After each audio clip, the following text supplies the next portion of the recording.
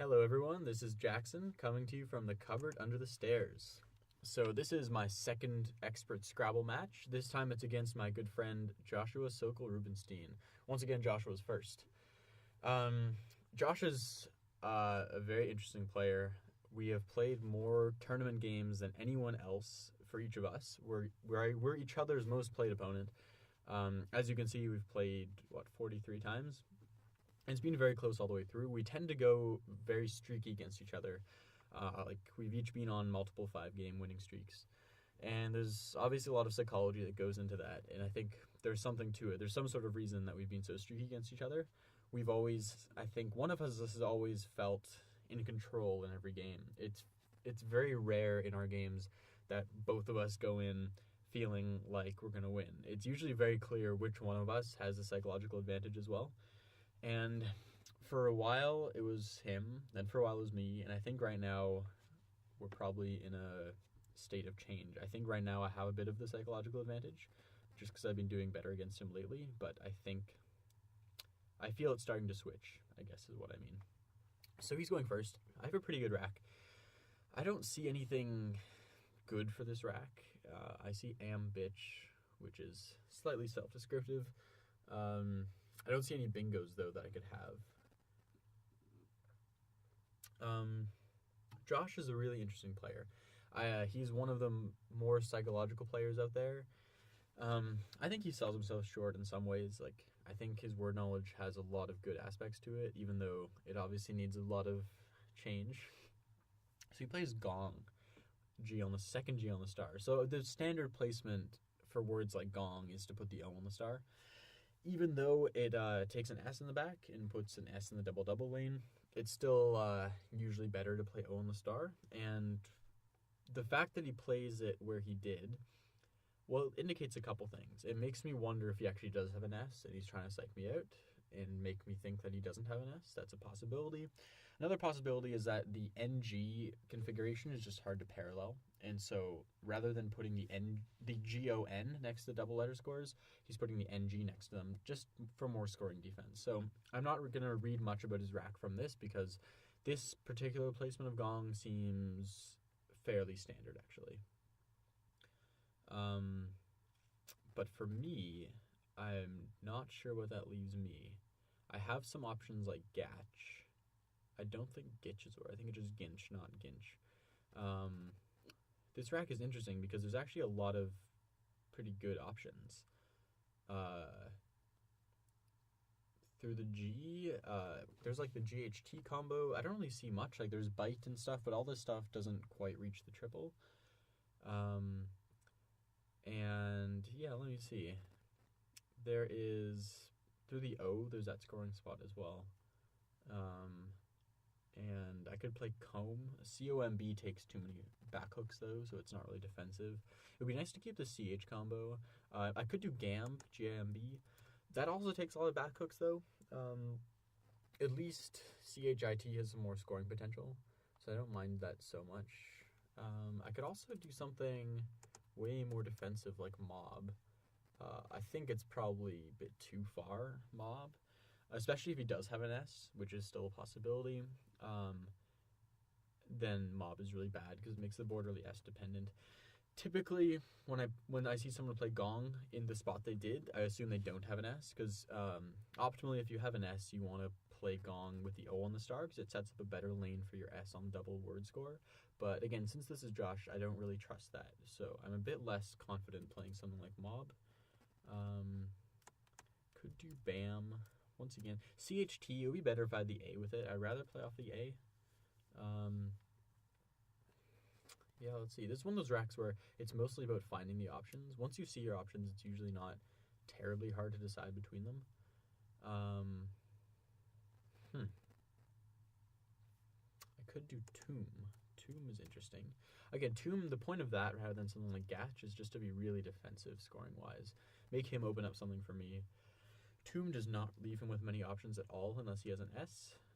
So far I'm leaning towards that. I definitely like these types of plays. Yeah, there definitely could be something better, though. This is one of those situations where there's a lot of different options to consider. And so I'm probably going to be missing something that's good. I think I'm going to go ahead and play Tomb, though, because I'm pretty happy with it. So I draw kind of uglily. I think there might be a couple 8s in this rack. I don't see any, though, right now. There's, like, Brachia, but that's only a 7. So, yeah, so one of the things about playing so defensively from the start is when I have a good scoring rack like ACHI, it kind of benefits me to have a more scoring-oriented board.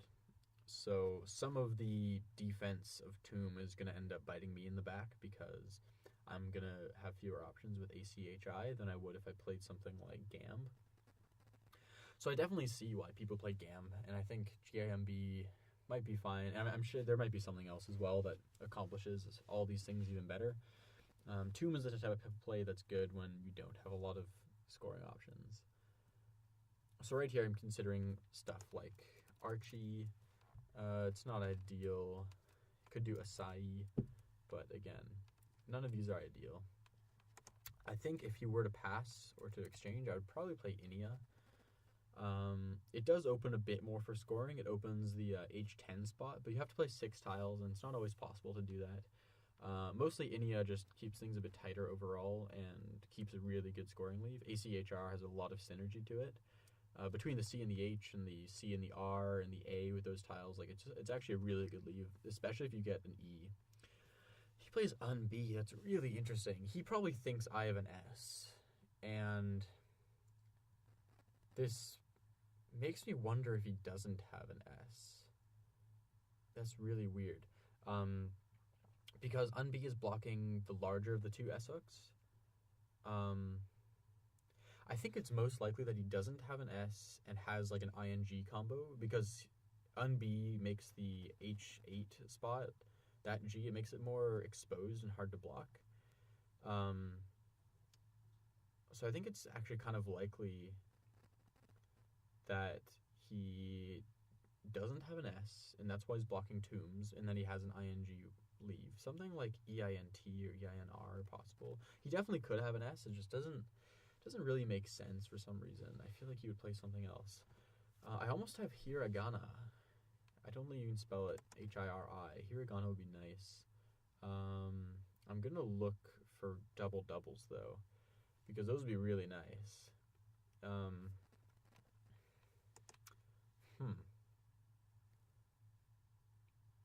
I don't see any, though.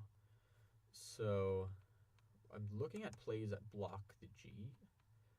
Not that that's a huge consideration. Even if he's keeping something like EINR, it's not like I have to block the G. It's not like he has a blank necessarily, although he definitely could have a blank. So I don't mind making a play over here. The problem is what actually goes there.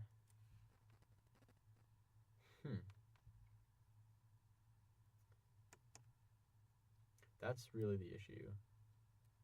There's not much that goes there. Karane plays there. Karane is looking pretty good. It does open the C and the A, so it's not like it's totally defensive. But I don't mind it. Don't mind it at all. I could also do Mare. Mare's kind of cool because it makes him think I have an S. I kind of like Mare a lot because I'm also... I have Mariachi, but too bad it doesn't fit. That's so nice. Mare does make him think I have an S, because I'm making the board really S-dependent, and I'm also blocking the G. I think I like Mare more than Karane, just for the better leave, better scoring leave, and better defense. I could fish off CIG going for Hiragana. It's 54 points if I hit Hiragana. But I don't know if that's worth it. I don't draw an A that often with a 2-tile fish, so I think Mare is more standard. I'm keeping a better leave overall when I don't hit specific things. I'm going to go ahead and play Mare. So I draw too many clunkers for my liking. The B and the V are really bad on their own, and they're even worse together. And especially when you already have high-scoring tiles like the C and the H, you kind of want more low-scoring tiles to complement them. So my goal is definitely going to be to get rid of the V, and hopefully the B if possible. But it all depends what he plays. Oh my gosh. No. That was not expected. Jeez. So he challenges Mare. Kind of goes into what I was saying before about word knowledge not being Josh's strongest point. But that being said, I messed up. I was talking about playing a phony 4 today as well, so people think that 4s are like solid, but no, it's only 2s and 3s that are solid. So now I have a pretty uncomfortable position. I have Vagai, which is not bad. Definitely there could be worse plays. It does clean up the double duplicate A's. It cleans up the V. Vagai is mostly just a rack balancing play. But it doesn't score very much, which is not ideal. It would be nice to play something to the G, but I don't really see anything. There's no place for vocab through an O or anything. So it's also unlikely that he had an S, I think. I'm starting to get the sense that he doesn't have an S in this position, but I could be wrong. This is a really interesting board. It's very S dependent, but also very closed. Even if you have an S, you kind of need a bingo for anything to happen. So I'm going to go ahead and play Vagai. It doesn't accomplish anything specific. It doesn't make the board particularly good for my rack, but assuming he doesn't have an S, it's a pretty good position because I still have a moderate lead. I'm keeping scoring tiles in case he does open anything up. It's not an ideal position, but it's fine. So Val comes down really quickly, and that's interesting. Val coming down quickly is something I'd expect to happen if he has an S. But that being said, there's also really no options on this board. So I think he would easily play Vow from a lot of racks because it's not like there's anything else that is going on. So Vow's range is actually pretty wide given the state of the board. If the board was a lot more open and he played Vow immediately, I'd be like, okay, he has a really bingo-y rack. But since the board is so dead, it's very likely that Vow was his only option. So Josh says he has honestly never seen Mare ever. Yeah, it's so weird. Sometimes there's just these random 4s that come up and you just never seen them. Like I challenged BUSS in New Orleans, and my opponent had played BUS, and I was thinking to myself, okay, BUS does not take an S. And then you put the S on it, and I'm like, I think I have to follow through with this previous thought. It was so weird. Luckily, I draw the S, which I'm really happy about. That being said, I think I'm going to kind of leave the S hook alone, open like another marginal S lane. Wob is really good. Again, keeping the CH combo, keeping the S combo. I know I've been keeping the CH combo a lot, but it's still a really good combination. Wob is mostly a rack balancing play. I'm still going to look for other things. There's always other things that could be going on.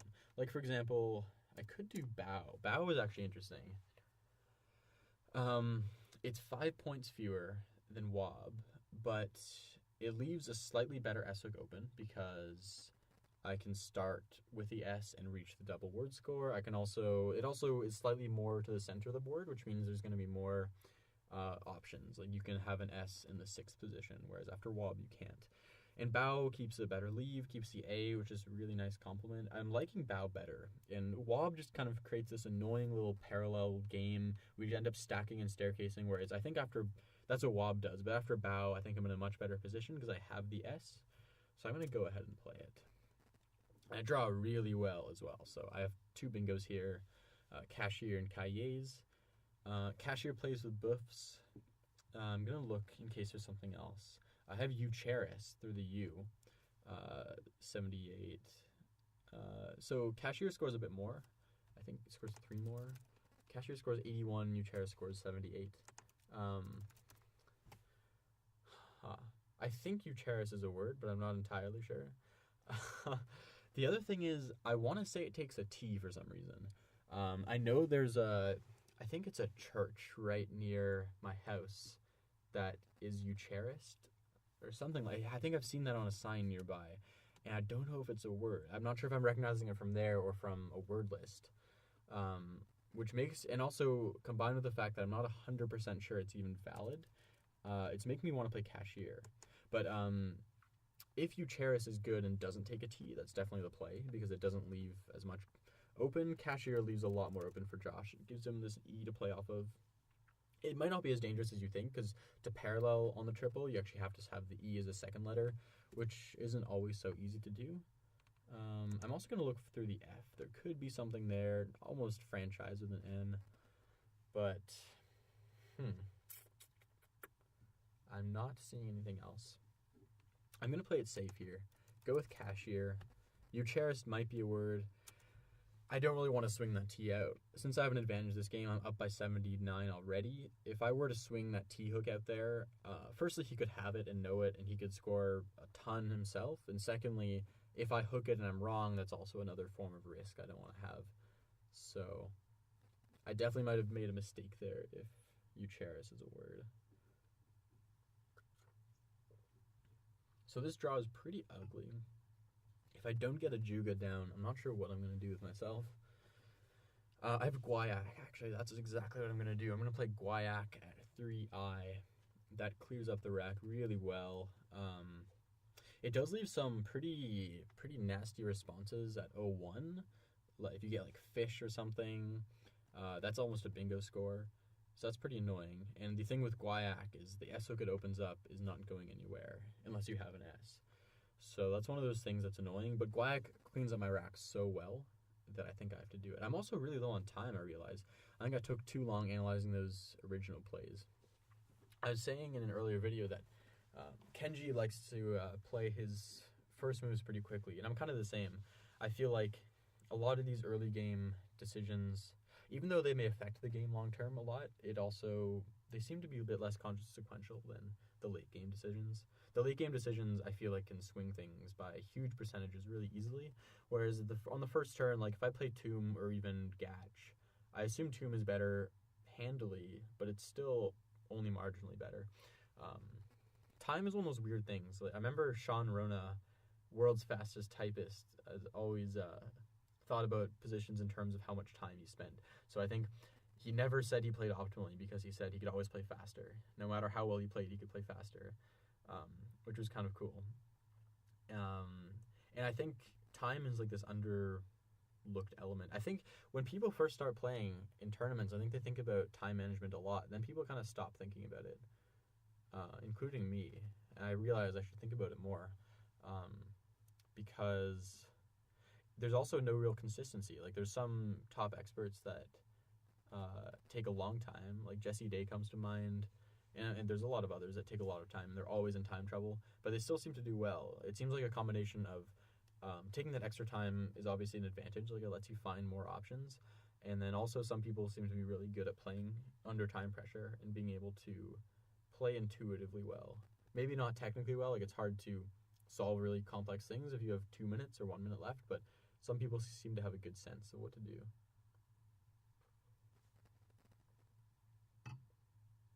So I'm in a really commanding position here. Yeah, one thing with Guayak is I definitely want the top left to be closed. I'm noticing more and more, like, it's always the top left that's closed. It seems so rare that it's other parts of the board that are closed. So he plays a nation. That takes a V in front. I'm sure he knows that. I think you'll see it as well. I don't think it takes any other immediate hooks. So this V is kind of big. It's hard to end with EV, but there's like Rev and Lev and stuff like that. It's not worth blocking. Although I could block with a Juga. And a Juga takes, I think, just an S. So there's that. I also have Agi. So a Juga's 32, keeping II. But Agi is 42. AGIU is probably slightly worse than II. I can still get some Guayak outs. If I draw an A, I get Guayak next turn, which again has the downside that I mentioned before, but Agi looks pretty good. Brayden asks what is going on in the varsity game. I have no idea what he's talking about. So I'll figure that out later.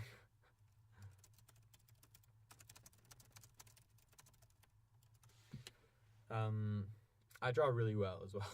I failed to notice my draw, which somehow AGIU turned into a bingo. I don't think it plays right now, but Josh is still at a deficit, so it's reasonable that he's going to be opening the board, and I'll get Guisard down.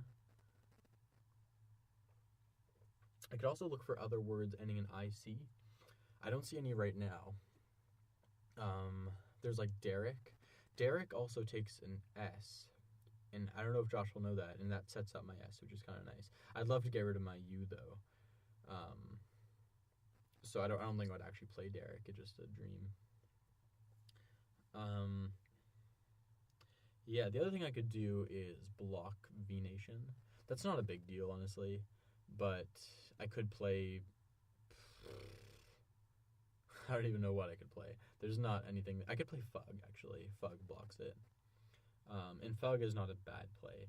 It's not ideal to be fishing when you're ahead, but sometimes it's still okay. On this type of board, when you still can score pretty well while fishing, it's okay. And keeping ADIRS, it may not be ideal when you're up and on a board that doesn't have a lot of good bingo options, but it also leaves you with a lot of flexibility, because it's really unlikely you're going to have a terrible rack since you're leaving a good Val constant ratio. Okay, that's big. So this is a big swing right now. 2 bingos in a row. Unposted, I'm almost certain that's a word. And he almost gives me a spot for Guisard, but that makes SE. That's too bad. Yeah, unposted's got to be good. So now I have a really tough position. This got way harder than I wanted it to get. I have stuff like Guru, which isn't so bad. Suddenly my game plan changes because I'm no longer ahead. I think that what I'm most likely to play is either Gwyd or God. So let's see. Gwyd sets up the Z, which is really annoying. It also sets up a lot of tiles, like the F, the H, the K, the P. The thing is, you have to have an O. You have to have an O to overlap DE. So having those tiles and an O is not incredibly likely. And the A is slightly better to keep than the R. Than the I. So I'd rather keep ARS than IRS. The difference is really small, though. I would say the difference between the leaves is way smaller than the difference between the scoring spots that each of the plays open up. Making UT is way safer than making IT, because UT only takes the H, and the M, the P, the H, the P, the C, and no Z or anything. So it's way safer. So I'm definitely playing God over Gwyd. And there's no reason to play Gower or anything. God scores an extra 4 points, keeps a better leave. I think that's probably the play. I'm just thinking about anything else. I don't see any other bingos or anything, so I think God is coming down.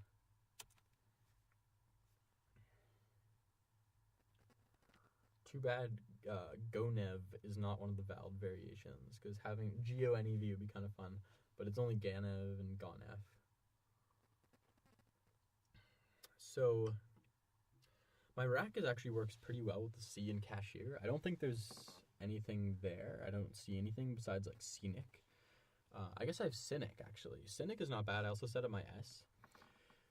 So Cynic is probably coming down unless I see something way better. I do have Payek between the P and the I and unposted and Cashier, but like that's the kind of play that you make when you have a much better lane open. So I wouldn't play Payek on this board. I would play Payek if the board was much more amenable to my rack, but it's not. So I was just looking at plays like Vow that he just made. Vow is interesting. It also blocks Cynic, which is really annoying because that was my star play. But I was thinking about playing Cow there, and Cow sets up my S. And Cow's one of those plays that's impossible, like pretty much impossible to block unless you have an S. I guess you could block it to the C, so it's not quite impossible. But it makes his life very difficult, at the very least. So one consideration I have is playing Ur. The score is pretty close. I actually have a bit of an advantage right now because I have an S, I have a strong rack, and I'm only down 10, so I'll be up 18 after Ur. And Ur also blocks a few of those scoring plays we were talking about on row J above God. So Ur is pretty solid. Vow is interesting. He could be doing a few things with Vow. He could be stopping plays like Cow that I could have, which is a possibility. He could be keeping something really good that hits a Vow. He could be keeping something like AEIMNT, or I guess there's no N's, but something like AEIMRT. There's a lot of like decent leaves that will hit that spot with a Vow like a third of the time. And on this board, hitting something a third of the time is actually a really good chance since there's really nothing open. And Vow allows for refishing options. So I think his range is actually stronger than I first thought. But I'm not sure how I can really respond to that. That's the issue.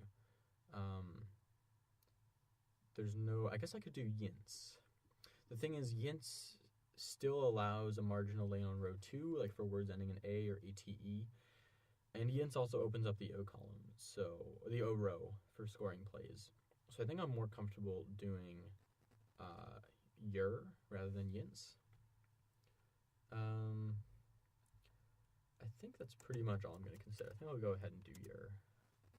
So I do draw a bingo. This is one of those things, like I draw mincers, but it's unlikely to play unless he gives me a spot for it. So one thing I'll consider, okay, I was going to say, he was blocking all the plays I'm about to consider. I was going to consider Merc to the C to block a Vow. So now I realize Vow could easily have been a Q setup because he may have realized that I don't block Vow super often because it's not easy. So Vow could have been a really smart Q setup. If it was, props to Josh. That's a smart play. This is weird. We're really close. This is definitely a close game. I do have Crimes, which is a really nice scoring play. It's 37. It puts me up like 23. The thing is, it opens up the C and the R, and those are just really big spots to open, especially the C. And on its own, it may not look so bad, but it's all about comparing it to what's left for me after he takes it. If I play Crimes, he takes the C, he's not leaving me with anything. And I'm just giving him a free spot to score 30 and let me have nothing back. So I'd much rather play something a bit tighter here. Now what that is, I'm not sure. There's a few options. I could just fish the C. Partly it makes him a bit, it makes him less like, it makes him not comfortable scoring well while opening the board. Like if he has a nice play opening the board, he might be inclined against doing that, which is maybe not what I want, because I want him to open the board for me, but I'm still making him sacrifice. And I'm still keeping some plays with tombs for next turn. Oh, I only have 2 minutes left. Oh my god. I need to be going way faster. Oh my gosh. I had no idea. I didn't even consider Rhymes. Rhymes was actually really good last turn. Oh, that was such a good play, because Rhymes only takes a P, I think, out of all the tiles left, and I could be holding the C. Oh, that was such a bad miss. Now if I play Rhymes, I'm not holding the C hook. That's really unfortunate. I really wish I had seen Rhymes last turn.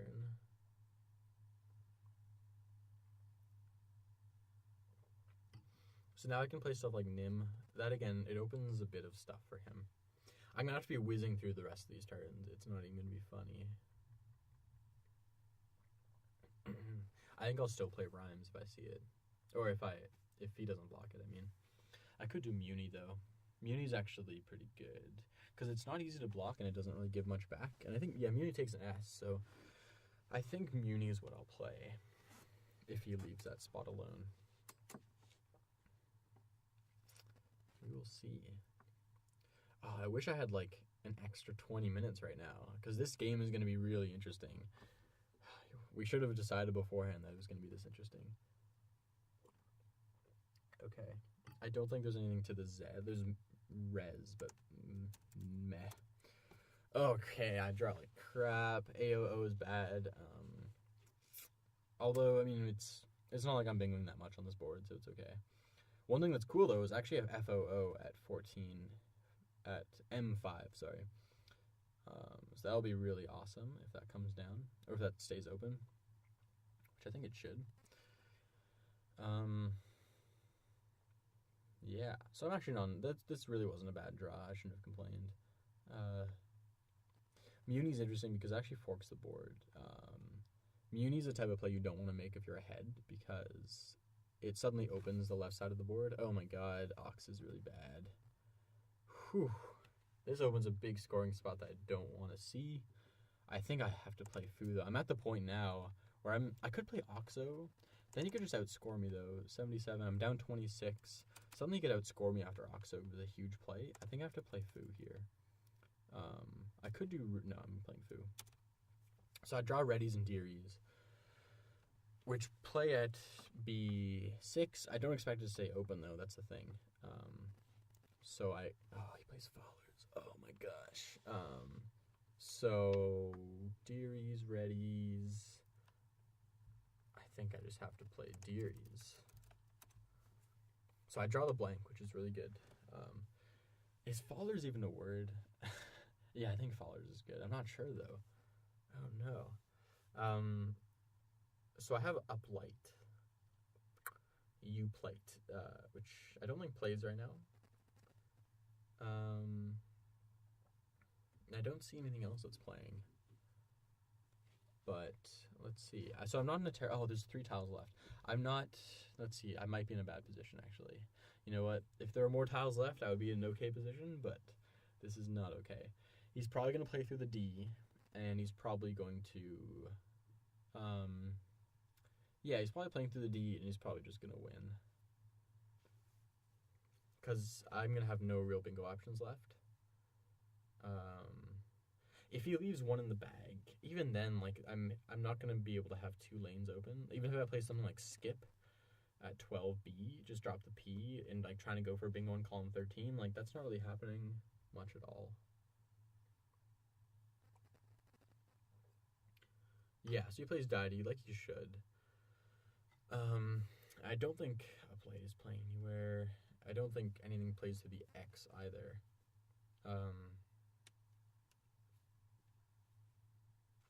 The last option I have is something to the IN at 15G. And I don't see anything yet. There's probably nothing.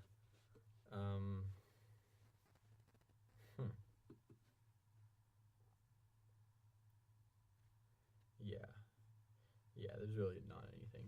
I don't know if I can. I don't think I can win without. I'll just set up plate. Yeah, nicely played game by Josh. Trying to figure out where things went wrong. Things definitely may have gone wrong if I messed up somehow in the U-Charis position. I think I messed up with cut as well. I think cut, I should have played rhymes. That would have been good. But otherwise, it seems like Josh played a good game. I guess besides Mayor. But yeah, I'm really interested to know what happens with U-Charis.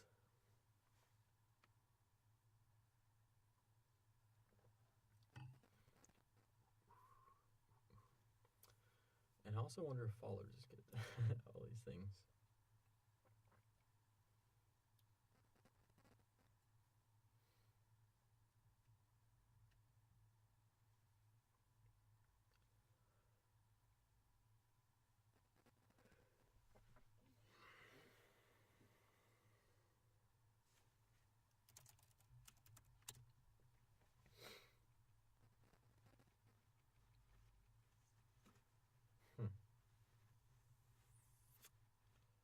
Yeah, this is a really fascinating, starting position. I felt like I was in control for a long time. I guess it was just after Unposted that I wasn't. I think Cashier really started the trend of not being in control of this game. Josh should figure out his endgame faster because he knows he's going to win.